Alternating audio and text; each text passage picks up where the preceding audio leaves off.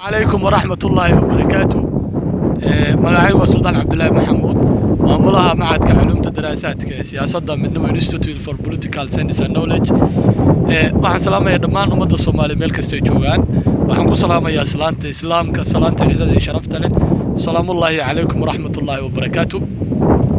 waxaan rabnaa insha Allah si taxana inaan u soo gudbino toddobaadka socdaalka safarka islaamka khayraadka dhulka Soomaaliyeed gaar ahaan khaasatan gobolada Puntland oo muddooyinka hadda u dambeeyay aanu safarro shaqo u joognay.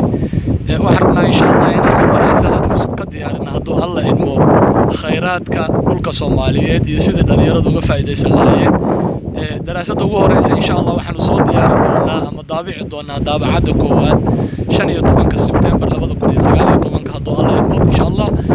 waxaan rabnaa insha Allah dhammaan dhalinyarada Soomaaliyeed meel kasta jooga in khayraadka dhulka Ilaahay subxaanahu wa ta'aala ku manaystay inaynu ka faa'iideysano in waxa weeye dhulkeena aanu aaminaad ku qabno insha Allah khayraad badan baa dalka yaala insha Allah.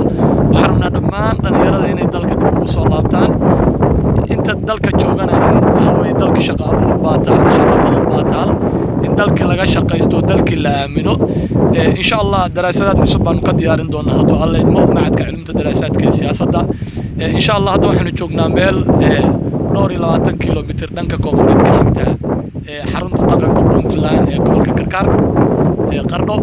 marka insha Allah wixii safarraa soo insha Allah wadaagi doonaa ilaa waxaan tagi doonaa hadduu alla idmo gobollo badan sida Nugaal, Mudug iyo waxa weeyaan dhanka kale Sool iyo Sanaag iyo Cayn insha Allah iyo wixii dhammaan sagaalka gobol ee Puntland hadduu alla idmo iyo dhammaan anagu hadda gobollo badan aan soo marnay insha Allah.